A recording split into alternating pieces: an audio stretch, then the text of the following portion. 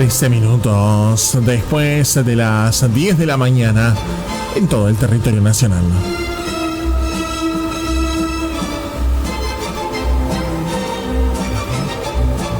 Esto me hace acordar de los cumpleaños de 15. Todos le escapábamos a la parte del vals. Dejate de joder la foto, la cagá pisando a la pobre piba. Parecía un tiernito de palo como bailaban. Ninguno sabíamos bailar el vals. Qué vergüenza. Aparte un día anterior ensayaban en casa, ¿no? Claro. La madre decía, no, hace el pie para allá y después junta el otro con ese. Y después sí. Pobre chica, el zapato ese que se compró para la fiesta no le sirvió más. No. Se lo pisamos los 39 compañeros varones. Claro. Y alguna que otra mujer que tampoco sabía también Claro, le encajó un par de pisotones. Sí. No eran precisamente los bailarines de la cajita de música. No, nada, ni mucho menos. Yo le decía al fotógrafo, ay, que saque esa foto ya. Y le decía que a mi compañero, dale, porque para el próximo se queda sin pie esta chica. Bueno, ante toda esta introducción, que no vamos a hablar de los cumpleaños de 15, lo vamos a recibir nosotros en esta mañana. Le vamos a dar la bienvenida. Es a Juan Cruz Coronel. Juan, ¿cómo te va? Buen día. Buen día, Nico. Buen día, Noemí. ¿Cómo Hola. estás? Muy bien. Acá estamos justo recordando un tiempo de cuando uno tiene que tocar a bailar con la quinceañera, pobre. Terminaba con los dedos todos A mí no afuera. me disgustaba el vals. Ah, Es vos más, sos de los mis bailarines. Yo quiero que mis hermanas tengan vals, por más que ellas no quieran.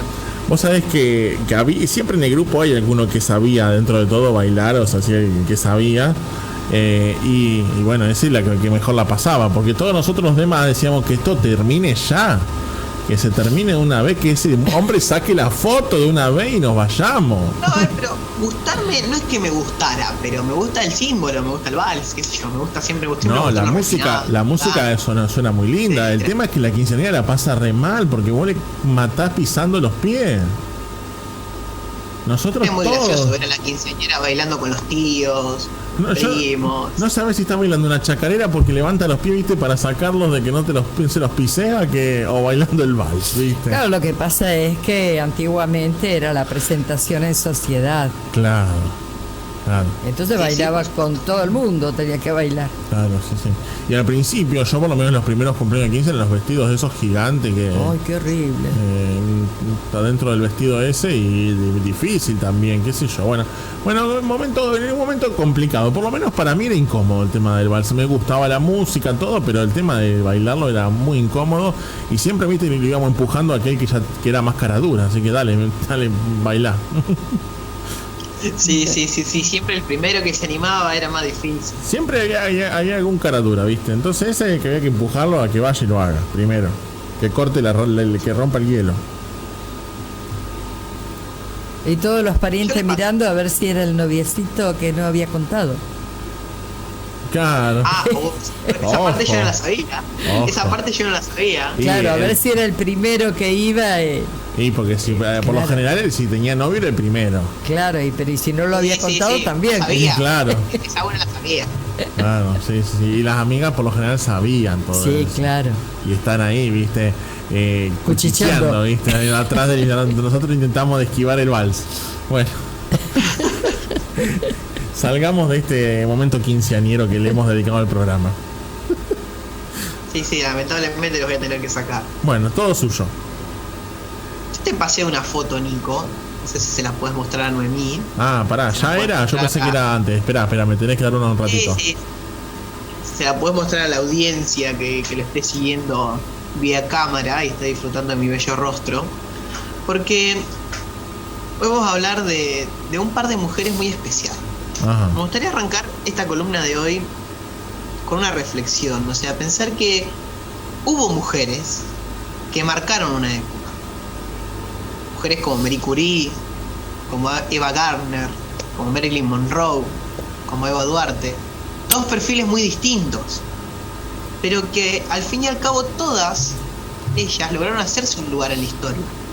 Y especialmente sacudieron estructuras machistas y muchas veces conservadoras, porque las sociedades donde se movían en un principio rechazaron lo que ellas simbolizaban, sea lo que sea la inclusión en la ciencia, sea el erotismo, sea la conducción política. Siempre hubo un resabio de rechazo hacia sus figuras. Ahí está la imagen que me pedías. Y me gustaría arrancar con esto por la señora la hermosa dama bonita, que está en pantalla, por supuesto. Porque el sacudir estructuras viejas y ganarse un lugar en la historia fue lo que lograron Isabel de Austria y Carlota de México. Dos mujeres que marcaron una época. El siglo XIX, especialmente su segunda mitad, no sería lo mismo sin ellas dos. Dos personas que vivieron y murieron en esa época. Carlota espiritualmente, porque si vieron que ella fallece ya entrado el siglo XX, su mente no estaba para entender dónde es que se encontraba. Y ambas tuvieron un destino muy trágico. Entonces también analizar un poco cómo estas mujeres tan importantes y tan poderosas que marcaron un momento, sus destinos nunca fueron los mejores o los más indicados. Primero hablemos de lo que se parecían. Ambas eran hermosas. La que estaba en pantalla era nada más y nada menos que Isabel de Baviera, Isabel de Austria, emperatriz y reina consorte de Austria-Hungría, una de las mujeres más importantes. A ver, su esposo fue nada más y nada menos quien condujo los destinos de Austria-Hungría durante la Primera Guerra Mundial. Una persona que coqueteó con el poder y que estuvo muy inmiscuida y que tuvo una vida muy trágica. Pero ¿qué era eso? Era tal vez la mujer más hermosa de Europa y curiosamente era cuñada de Carlota de México. Y vamos a ser un poquito honestos, Carlota estaba un poco celosa de Isabel porque pensaba que tenía una relación con su esposa. A ver, Isabel era la esposa de Francisco José, el emperador de Austria-Hungría. Francisco José tenía un hermano, Maximiliano I, que era el archiduque de Austria. Maximiliano se casa con Carlota, que era princesa de Bélgica. Y bueno, Carlota estaba media celosa de Isabel porque Isabel era mucho más linda, pero en realidad no había mucha relación. Lo que pasaba entre Isabel y Maximiliano era que Sisi, como le decían, se refugiaba en un amigo del rígido protocolo de la corte. Nunca se acostumbró a la vida imperial y se refugiaba en sus conocidos. Pero bueno, hablemos un poco de esta señora. A ver, dos personas muy importantes, nobles, aristocráticas, que ellas se animaron a transgredir las leyes sociales de su tiempo y de su época, pero que pagaron el precio más alto. Pagaron el precio más alto. Una con su vida y la otra con lo que más amaba en el mundo. Pero vamos a hablar un poco de quiénes eran. Primero vamos a hablar de Isabel Amelia Eugenia de Wittelsbach.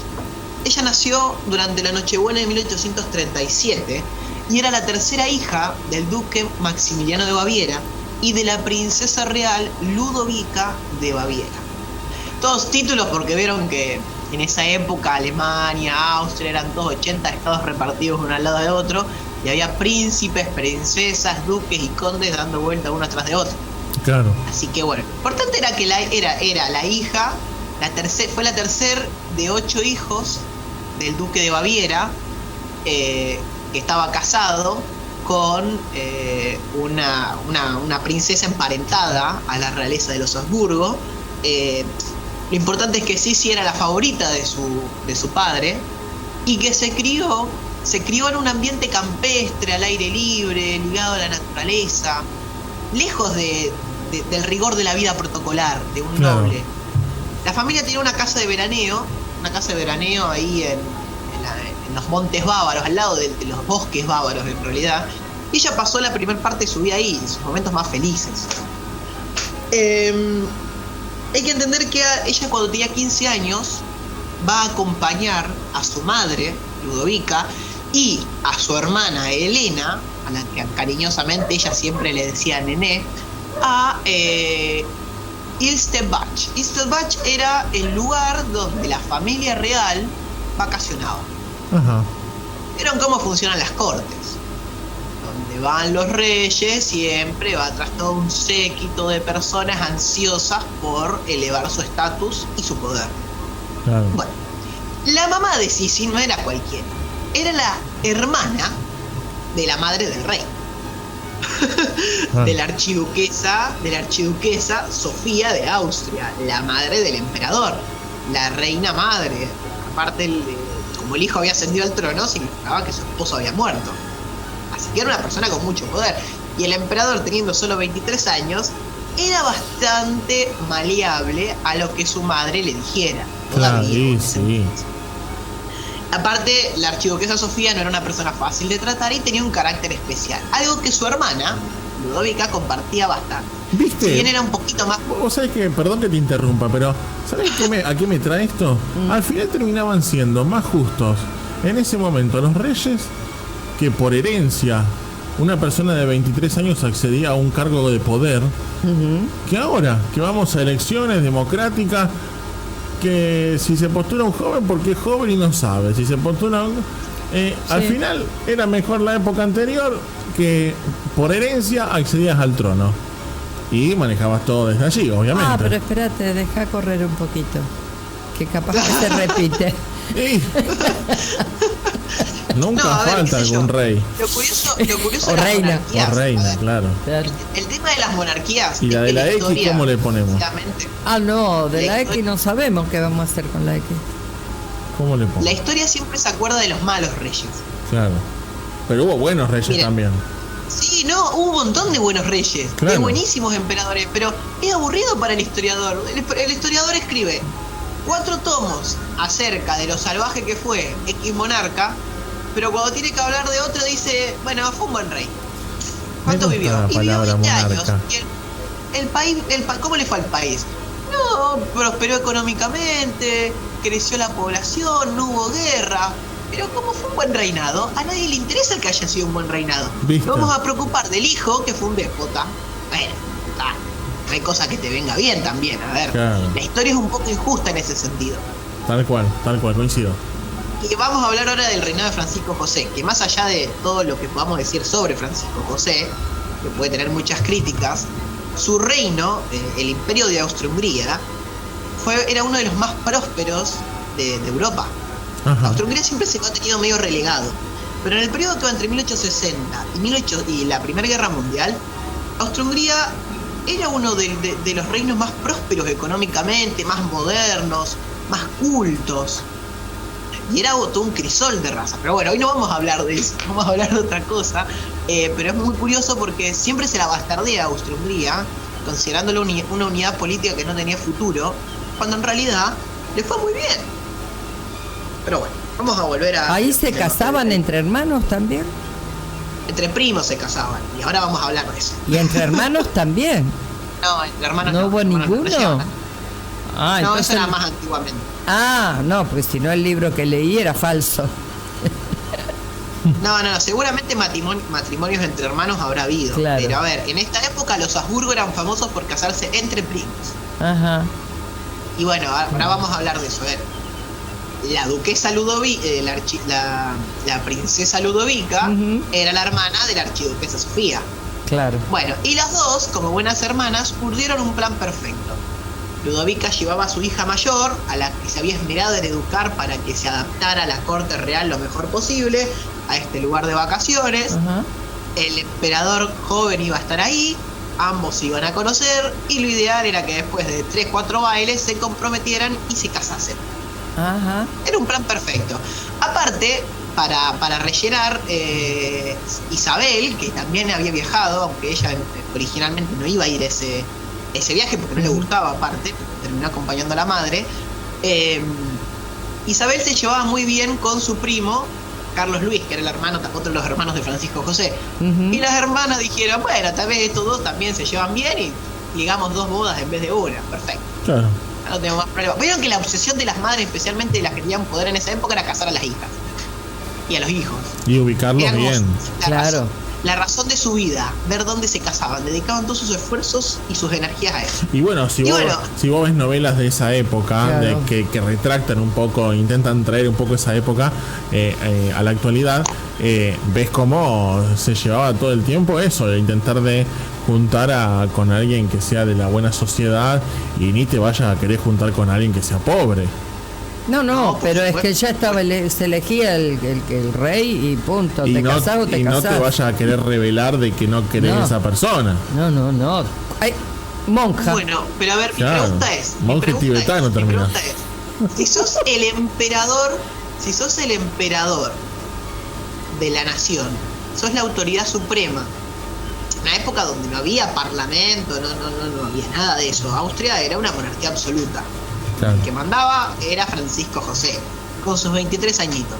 Si Francisco José decía, no me quiero casar con esta, me quiero casar con esto, ¿a quién le podía decir que no? ¿Y la madre? No, pero él elegía, era el rey. Y claro, al fin y al cabo, pero a ver, la madre, por mucha influencia que tuviera, la última palabra la seguía teniendo él, que era el rey. Bueno, sí, obviamente, pero en definitiva, como bien decías vos, la madre influía mucho en sus decisiones. Pero eso lo soluciona un tecito con cicuta. Bueno, pero es la madre, no le podía hacer eso. Bueno, en realidad eso fue lo que pasó. Eso. Pero paren, es muy curioso. Sí. Es muy curioso porque eso fue lo que pasó. A ver, Sofía, 10 años después, hubiera terminado. No, lo de la cicuta. Lo de la cicuta. Yo creo que la archiduquesa Sofía hubiera preferido tener como nuera a su otra sobrina, no a esa. Claro. Pero Francisco José se enamoró de Isabel, la vio y no sabe qué pasó. El flechazo fue instantáneo. La cortejó unos días y Isabel como que sí, fue mutuo, le caía bien el primo, y una cosa llevó a la otra y se terminaron casando. Bueno. El 24 de abril de 1854 se casan. Te estás convirtiendo como en real ya. Por supuesto, sí. Esto se está... No, pero que esto así tiene que ser para que sea lindo. Sí, para que sea entretenido. Claro. Entonces, el emperador de 23 años se casa con la hija del duque, que tenía solamente 15. Las fuentes difieren en sí. Isabel estaba o no estaba enamorada del emperador. Algunos dicen que sí, otros dicen que simplemente era que eran amigos, tipo les caía bien, porque compartían algunos intereses. Pero sí está confirmado que el flechazo de Francisco José sí fue evidente. Aparte, la foto que les mostré implica que era una dama muy hermosa. Y ambos terminaron contrayendo matrimonio. Sin embargo, Sisi nunca se adaptó a la vida de la corte. Lo suyo era la naturaleza, lo suyo era el aire libre, lo suyo eran los animales. Muchos dicen que si hubiera existido el fitness en la época, el cuidado corporal, todas esas cosas que están muy de moda ahora, ella hubiera sido su máxima referente. Era una persona que estaba obsesionada con el cuidado de su cuerpo, estaba obsesionada con hacer ejercicio, daba caminatas, cuentan las crónicas, que duraban horas completas y sus acompañantes tenían que turnarse para seguirle el paso, tipo, iban como en relevos, tipo, entraba a caminar la emperatriz arrancaba la condesa X. Después que había una carreta, un carruaje con la duquesa que venía a reemplazar a la condesa porque ya no le daba mal las piernas, así. Y ese no adaptarse a la vida de la corte era un no adaptarse a su suegra, la archiduquesa Sofía, ya que Sisi era progresista. La emperatriz de Austria-Hungría era una persona progresista que se animó incluso a contradecir políticamente a su suegra en público.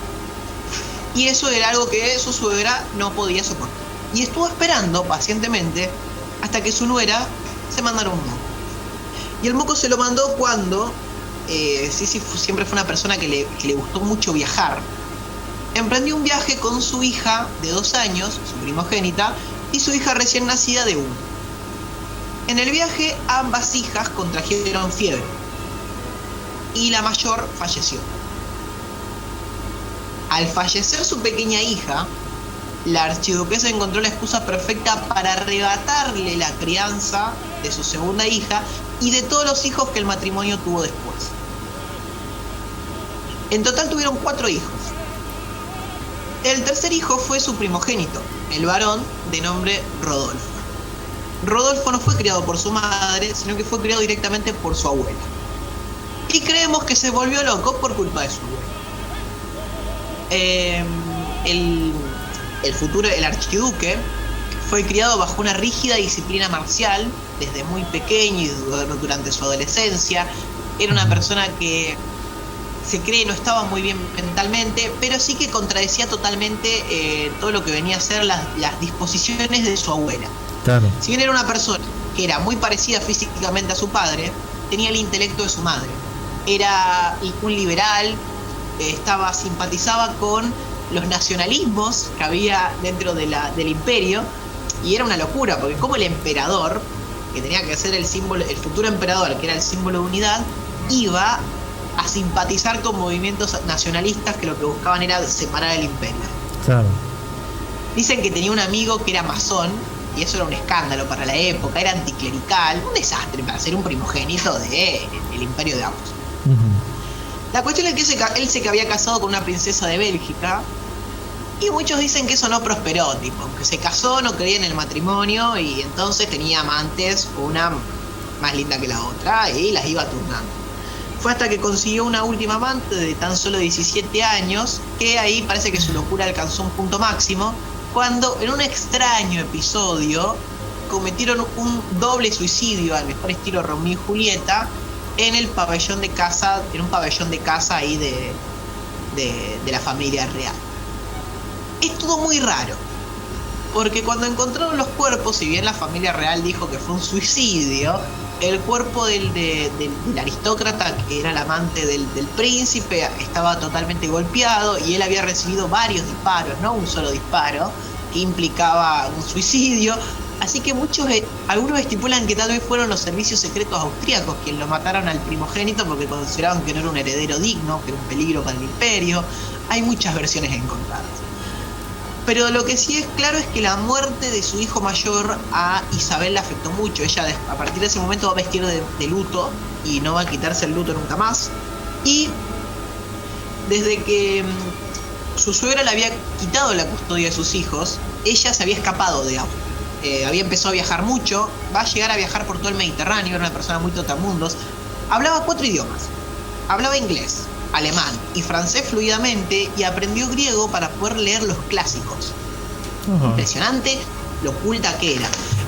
Viajaba mucho, viajaba a Madeira en Portugal, viajaba a cazar zorros a Inglaterra e Irlanda, viajaba a descansar en las islas de Grecia, le gustaba pasear por Egipto, por Libia, conoció Italia, conoció Suiza.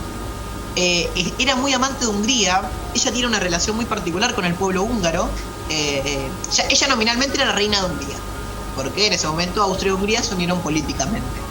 Entonces le profesaba un especial cariño al pueblo húngaro, y el pueblo húngaro le correspondía. Es más, el pueblo húngaro le va a regalar al matrimonio, como motivo de esta unión política, se hayan vuelto sus reyes, una mansión. Y ahí es donde sí va a tener a su cuarta hija, a la que va a llamar María Valeria. Como verán, un nombre más eslavo que los nombres clásicos austríacos, como son Rodolfo, como son Sofía Augusta, Sofía Federica, que era el nombre de su primera hija. Y a María Valeria ella siempre le iba a decir cariñosamente mi hija húngara, y las malas lenguas decían que era la hija húngara porque era hija en realidad de un conde húngaro. Pero eso era mentira. No era mentira, porque la niña que van a nacer era igualita, pero igualita a su padre, al emperador, así que eso despejaba cualquier tipo de duda sobre la paternidad. Claro. Pero la cuestión es que, si bien ella ya viajaba demasiado para evitar estar en Viena, en la capital imperial, porque detestaba estar ahí, con la muerte de su hijo, ya entrada en años, la señora nunca más volvió. Se refugió en su mansión, en el palacio que había construido en Corfú, en Grecia. Había construido un palacio y le había puesto de nombre Aquiles, Aquitania, algún nombre derivado de Aquiles, en honor al héroe griego. Y solía pasar largas temporadas en su palacio de verano en el Mediterráneo. Y bueno, a esta altura su matrimonio con Francisco José había entrado en un estado deplorable, tipo, ella le había conseguido amantes porque simplemente no tenía ganas de verlo. Pero es curioso, cuando ella empieza a emprender estos viajes, como este exilio autoimpuesto, su relación mejora. Porque, a ver, si bien al principio ambos se querían, las responsabilidades de un emperador, bueno, absorbía la mayor parte del tiempo, y la presencia tóxica de su suegra como que no ayudó mucho. Después de eso, los diversos eventos fueron haciendo que ambos se alejaran cada vez más, y su relación se basaba en cartas que se mandaban ambos con mucha frecuencia. Y los historiadores van a notar que el contenido de las cartas evolucionó como en un amor platónico. O sea, no se veían, porque era la realidad, ella no veía al esposo, pero la relación epistolar que mantenía como que los dejó en buenos términos. El final a la emperatriz Isabel de Austria-Hungría la va a encontrar en Ginebra, en Suiza, el 10 de diciembre de 1898. Lo más curioso es que ella va a ser asesinada cuando ni siquiera era el objetivo original de ese asesinato. La va a matar un anarquista italiano llamado Luigi Lucien, de 37 años, quien fingió tropezarse con la emperatriz y con su acompañante, una condesa húngara, en ese choque va a lograr deslizar un estilete de 24 centímetros en el pecho de la emperatriz. Este estilete le va a perforar un pulmón y quedó muy cerca de tocar su corazón. ¿Pero qué pasa?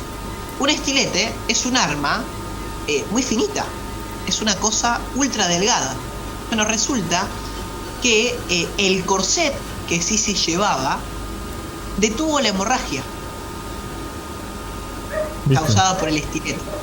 Entonces, cuando ambos chocaron, ella se levantó, estaba medio confundida, no podía respirar un poco, pero el tipo se fue y ella siguió caminando. Estaba por subir un barco. Cuando están subiendo el barco, es cuando ella empieza a tener problemas para respirar. En realidad, estaban bajando de un barco y se estaban yendo a la ciudad. Vuelven a subir al barco porque está teniendo problemas para respirar, y cuando le abren el corset para que pueda respirar, ahí se dan cuenta de la herida y se termina desangrando y falleciendo un 11 de diciembre de 1898 a los 60 y algo años de edad. El anarquista italiano va a ser detenido y en su confesión él va a decir que su objetivo original era matar a Carlos Luis, que era un aspirante, Carlos Luis, un aspirante al trono francés. Nada que ver. Pero como el aspirante resultó que no estaba, y él había leído en un diario que la emperatriz de Austria-Hungría estaba sentada, estaba paseando por la ciudad, dijo: si no puedo matar a un aspirante, mato a una emperatriz. Y así se decidió el trágico final de una de las mujeres más hermosas y más inteligentes de la Europa del siglo XIX. Bien. Bueno, me encantó la historia, me encantó, lo trajimos el vals para este momento tan célebre, obviamente, porque allí se usa mucho esta música por allí. ¿Nos queda algo más o ya estamos? Depende de cuánto tiempo tengamos. Y me quedan 3 minutos. Bueno, lo hago rápido. Nos falta hablar de Carlota de Bélgica. O mejor dicho, Carlota de México. La segunda y última emperatriz que el país latinoamericano tuvo. Aunque ustedes no lo crean, México fue un imperio 2 veces. Y la segunda vez, la corona se le fue ofrecida a Maximiliano de Austria y a su esposa Carlota. Maximiliano de Austria era un archiduque, es decir, era el segundo o el tercer hermano en una nobleza europea en la cual solamente gobiernan los primeros. Entonces sus aspiraciones políticas, si es que la tenía, solamente iban a estar limitadas a las labores diplomáticas que la familia real austríaca les diera. Y con Carlota pasaba lo mismo. Ella era la segunda hermana, era la única hija de 4 de Leopoldo I de Bélgica y de Luisa María de Francia. Pero lo de Carlota es muy interesante. Aunque ella era mujer, su padre no puso ningún reparo a la hora de educarla y fue educada de la misma manera que sus hermanos. Es más, desde muy chica fue preparada para las labores de políticas. A Carlota la criaron para gobernar. Y puede ser ese impulso y esa creencia de que ella estaba destinada a algo más grande que fue lo que impulsó a que aconsejase a su esposo a aceptar la propuesta de un grupo de notables mexicanos de que ambos se convirtieran en los emperadores de dicho país. Carlota y Maximiliano se casan en 1857 y su matrimonio va a durar hasta 1867, es decir, 10 años. Sus días más felices los pasaron en el castillo de Miramar, que tiene el Tirol austríaco, y entre el año 1864 y el año 1867 van a ser regentes y monarcas de México. ¿Por qué? ¿Qué tiene que ver Carlota con la introducción que yo hice? Bueno, durante su gobierno, muchas veces Maximiliano decidía retirarse de los asuntos de gobernar. A ver, México estaba sumido en una lucha civil violentísima, mucha gente no aceptó la autoridad de los nuevos monarcas, le eran leales al presidente mexicano Benito Juárez, había una guerra civil, no era fácil gobernar ese lugar, y algunas veces que Maximiliano se sentía sobrecargado, decidía irse, a tomarse un descanso. Y la que gobernaba en ese entonces era su esposa, Carlota. ¿Y qué pasa? Los mexicanos, una sociedad que hace 150 años era muchísimo más tradicionalista que ahora, no iban a aceptar que una mujer les gobernase. Claro. Era tan fácil como eso. Aparte, dicen que Carlota tenía un carácter muy fuerte y era muy inteligente. Entonces no era una persona que no supiera gobernar, pero era muy autoritaria. Y cuando alguno ponía un reparo porque ella era mujer, se ponía el doble de firme. Y eso a algunos mexicanos simplemente no les gustaba por cuestiones de superioridad de sexo, qué sé yo. Claro. Es más, Carlota se fue hasta con la iglesia, porque ¿qué pasa? La iglesia mexicana era un desastre, muchísimos privilegios, muchísima guita, pero no hacían nada, muchos casos de corrupción, y ella decidió sanear todo eso. Entonces el clero mexicano le declaró la guerra. Tenía un enfrentamiento con la iglesia, tenía un enfrentamiento con los liberales, con los revolucionarios, tenía un enfrentamiento con los propios conservadores que le habían llevado al poder. Pero aún así Carlota no se rendía. Pero ¿qué pasa? En un momento, Napoleón III, el emperador de Francia, sobrino de Napoleón Bonaparte, decide retirar las tropas que tenía en México y llevárselas de nuevo a su casa. Porque todo esto de un par de europeos siendo reyes en México es consecuencia, emperadores, es consecuencia de que Napoleón había invadido el país. La famosa aventura mexicana de Napoleón III. Y después de la batalla del 5 de mayo, que salió todo mal, Napoleón dijo, si te he visto no me acuerdo, y se fue. Claro. Y los dejó re en banda a Carlota y a Maximiliano.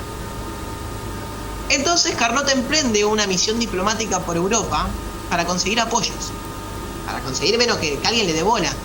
Dicen que llegó un momento en que la aristocracia europea no le atendía la puerta, no le contestaba las cartas, ni siquiera no le dirigían la palabra porque estaban cansados de su insistencia.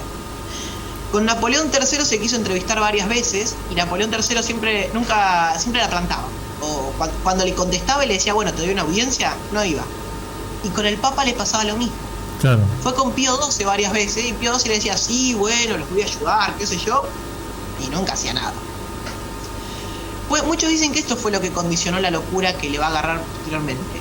Y mientras estaba en esta misión diplomática, estaba volviendo para México, se entera de que a su marido lo fusila. Benito Juárez captura a Maximiliano y decide ejecutarlo sumariamente en una colina, de manera directa y atroz. Y nada, ese fue el fin del emperador de México. Y la emperatriz, que no estaba presente, inició un exilio autoimpuesto en Europa, donde sus facultades mentales lentamente se van a ir desgastando, tanto que su propio hermano, que era el rey de Bélgica, la termina encerrando en un castillo, en una habitación con barrotes. Claro. La encerró y la dejaron ahí, le practicaron exorcismos, le practicaron rituales médicos muy poco verificados para intentar volverla en sí. La mojaban con agua fría, etcétera, pero solamente el estado de Carlota empeoraba. Ella va a vivir hasta 1924 y en su delirio muchos historiadores rescatan que ella llegó a decir que su tiempo en México fue el mejor que pasó en su vida. Lo que sí podemos destacar es que hasta el último momento, incluso cuando ya su mente estaba totalmente nublada, ella seguía obsesionada con México. Porque más allá de que todo hubiera salido mal, era una persona muy idealista que realmente había querido ir a gobernar y gobernar bien. Las reformas que hizo fueron muy buenas. Ella creó, por ejemplo, la Casa de la Maternidad, un lugar para contener a mujeres embarazadas que estaban solas, ya en la mitad del siglo XIX. Claro. Una labor impresionante hicieron en lo cultural los Maximiliano y Carlota, fundando bibliotecas y escuelas en México en su corto reinado. Entonces es un periodo de la historia muy desconocido y que estaría bueno rescatar, y que bueno, su figura también es trágica, porque una de las mujeres que se animó a romper ese esquema de que ellas no podían gobernar, terminó sola y loca en una torre en el Tirol austríaco. Bueno, lamentable final, pero bueno, sí tiene una historia para contar y allí nosotros la estábamos contando. Juan, nos escuchamos mañana ya, sí, pero aquí en el estudio y analizando otros reyes que quieren ser reyes pero que no son. Sí, escuchamos mañana, que hay mucho para hablar. Mañana hay muchísimo para hablar, que seguramente no van a alcanzar las 2 horas, pero no importa, de a poco vamos a intentar ir analizando todo lo que sucede con el mundo de la política. Un abrazo enorme, Juan. Abrazo, saludos. Gracias. Allí pasaba charlando con nosotros, como siempre, en una pausa en la línea del tiempo, nuestro compañero Juan Cruz Coronel, y como siempre, analizando todo lo que tiene que ver con el paso de la historia.